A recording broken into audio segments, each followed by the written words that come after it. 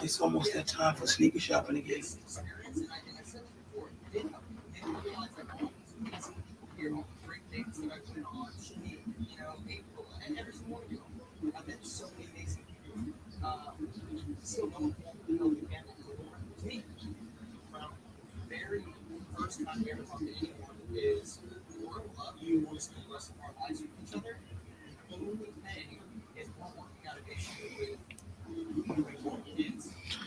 So this is the hotel lobby. It's a hotel lobby video that shows basically the last images of one of the 10 victims that showed up dead in Long Island. Um, Real strange, man. Megan Waterman, 22, was last seen alive June 2010. Her remains were discovered months before Ocean Parkway near Gilgo Beach on New York's Long Island. She is believed to be one of at least 10 victims killed between 96 and 2010, whose remains have been discovered in the area. Wow, this is sad. We're watching footage from over a decade ago. This is crazy.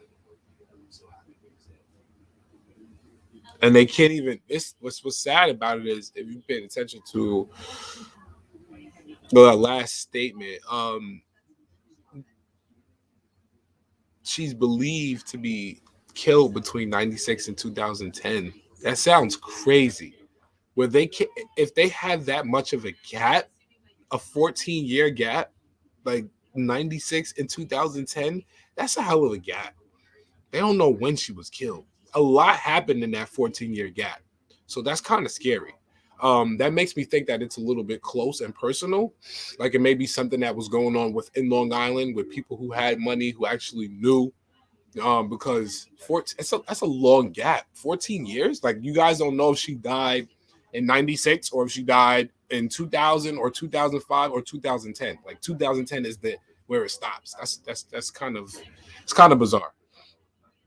But at a press conference on Tuesday, Suffolk County Police Commissioner Rodney announced that the department has released 5 surveillance videos showing her inside the lobby between June 4th and June 6th of 2010.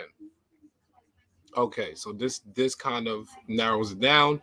He's quoted to say, "We've released video surveillance footage and photographs of the last time one of our victims, Megan Waterman, was seen prior to her death.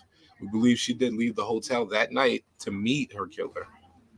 At the press conference, Harrison also announced a, quote, completely revamped Gilgo News website dedicated specifically to disseminating information about the investigation into the unsolved cases. Website was updated recently so that investigators can effectively release more information to the public in a timely manner. Harrison also said that Suffolk Police, in partnership with Suffolk County Crime Stoppers, has doubled the amount of the award money from $25,000 to $50,000 for information leading to the arrest and conviction in the case. Yeah, that sounds good. You double the award. That sounds good, but still in all, it just sounds very bizarre. Long Island is not a place where people would feel like they would go missing. Long Island's in a place where there's money. It's nice. We don't see Hennessy on the liquor stores. You see large houses, $1 million homes. The average home in certain areas could be $600,000 or $700,000. So nobody's really thinking of people dying, going missing, murders happening on Long Island. But this is just a reminder that everybody's human. People do have ill intentions at times. People do have deadly, dark thoughts, and they act on them. You know, this can happen anywhere, whether it's a nice place like Long Island, where it's beautiful at, or whether it's in your local neighborhood, an urban city, in the project somewhere. These things happen anywhere. It's unfortunate, um, and it's unfortunate that it happened within that time frame for dozens of individuals, and they say 10, but this a lot. It's just a lot with this case. I remember this. I remember reading about this a few years ago. And I thought to myself, even back then, I was saying to myself, "Damn, 96." I'm like, so I'm assuming one of the 10 victims must have been within that time frame as well. Um, but it just goes to show you the lack of resources that these departments have, the lack of finances that they have to go towards these things, and what they do with those finances other than working on just solving these cases. Like, because that's really the main thing. Like, it doesn't really, you know, we get the media and press, who, Associated Press, AP, they'll come out and they'll tell you, oh yeah, yeah, this was going on sometime between 96 and 2010.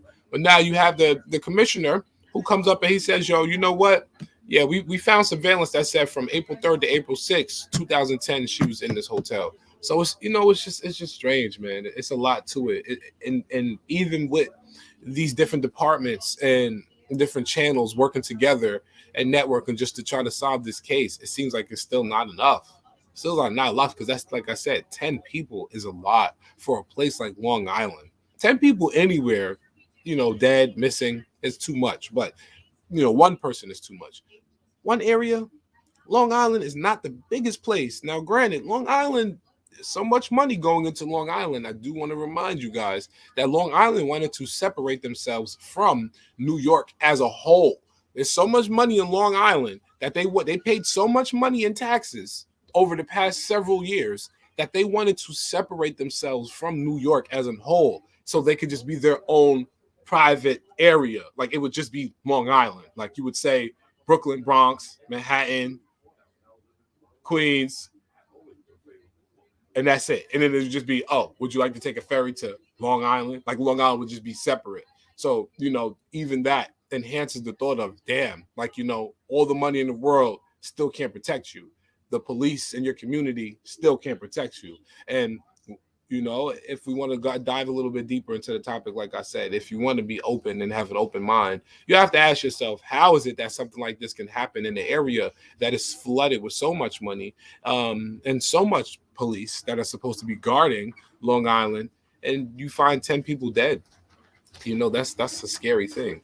You got to ask yourself, is it a powerful people involved in a situation like this that would allow 10 bodies to just go afloat for so long? 20 something years now. It's been 26 years, so let me know how you guys feel about this. This is insane.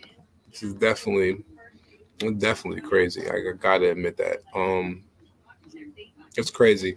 Send your support and your love and everything to the families of the deceased members. Even, like I said, 2096 to 2010. It's a 14-year gap. So here we're talking about one victim, but we also have others: Melissa Bartholomew, Maureen Brainard Barnes, Amber Lynn Costello, Shannon Gilbert, Valerie Mack, Jessica Taylor.